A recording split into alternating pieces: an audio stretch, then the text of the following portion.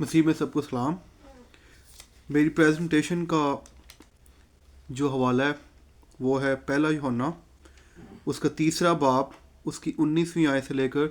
24वीं आयत तक, और इसका अनवान है खुदा के हजूर पेश होने के लिए दलेरी। और इसमें मैं बयान करूँगा तारुफ, पस मंज़र, खुदा के हजूर दिली एतमानान, दिल की मलामत, बहादुरी से पेश होना, दुआओं की कबूलियत, ईमान और अमल, रूहुल कुद्स की मौजूदगी, नतीजा। सबसे पहले मैं आपके सामने खुदावंद के पाक कलाम में से तिलावत करना चाहूँगा पहला यूहन्ना उसका तीसरा बाब उसकी 19वीं से 24वीं आयत तक। इससे हम जानेंगे कि हक के हैं, और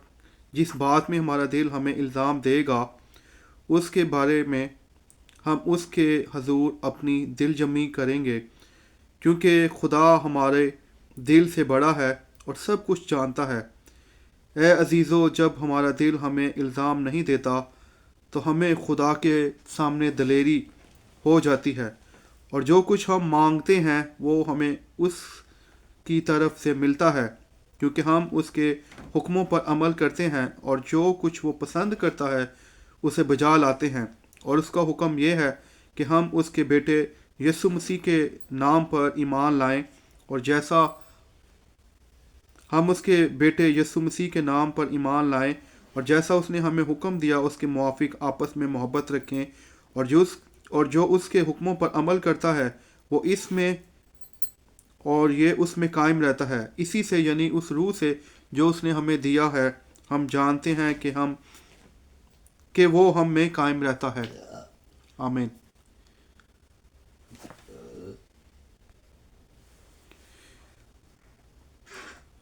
इसमें हम देखेंगे कि इसका पस मंज़र क्या है और किस तरह यूहन्ना रसूल इस हवाले में अपने मसीही भाइयों की हौसला अफजाई करता है और उन्हें यकीन दहानी करवाता है और उनको मजबूत करता है। और इस हवाले में हमें अपनी दुआओं के जवाब मिलने की तस्दीक भी होती है, और किस तरह से खुदा के हजूर में मुतमिन होते हैं, ये सब हम देखेंगे। सबसे पहले मैं आपके सामने पस मंज़र बयान करना चाहूँगा कि इस ख़त का पस मंज़र क्या है। इसमें जो सबसे पहले मैं समझता हूँ कि बताना चाहूँगा कि मुख्तसरन पस मंज़र बताना चाहूँगा ताकि हमें पता चले कि यूहन्ना रसूल किन हालात में अपने मसीही भाइयों को ये ख़त लिख रहा है। मैं समझता हूँ कि रसूल अक्सर उन कलीसियाओं को ख़त लिखते थे जो कि बहुत ज़्यादा मुश्किलात का शिकार होती थी, या कोई भी उनको मुश्किल दरपेश आती थी। और फ़िरका यहाँ पर हम देखेंगे कि किस तरह एक फ़िरका उठ रहा था जिसे गनासियत के नाम से मशहूर हुआ। उसके बारे में देखेंगे। फिर रसूल उन तमाम हालात को खुदा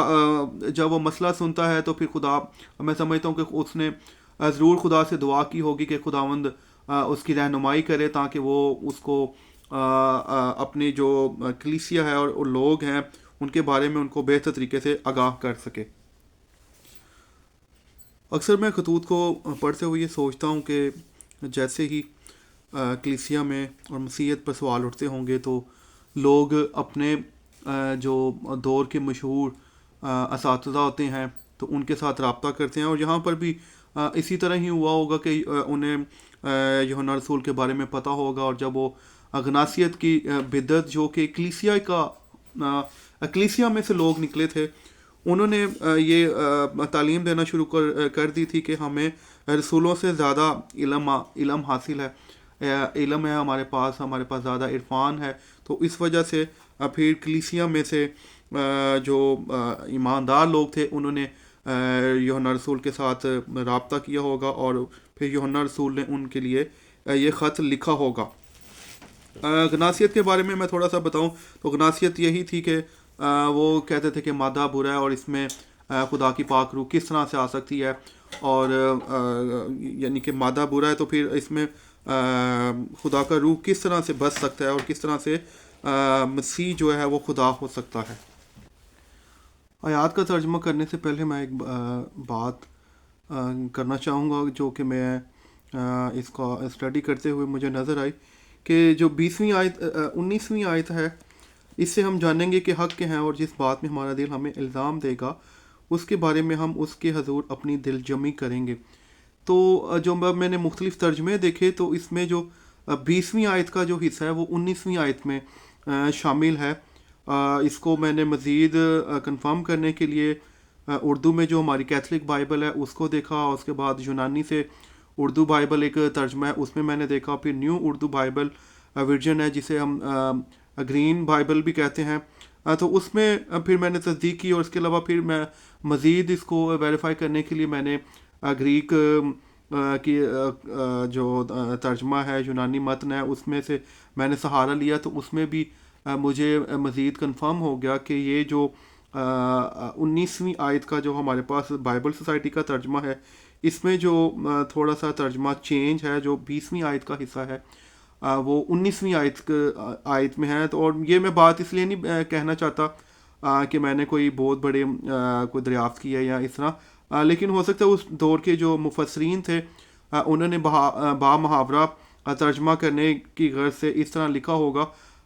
لیکن جب میں نے اس کو دیکھا تو مجھے محسوس ہوا، تو میں نے سوچا کہ میں آپ لوگوں کے ساتھ بھی لازمی شیئر کروں۔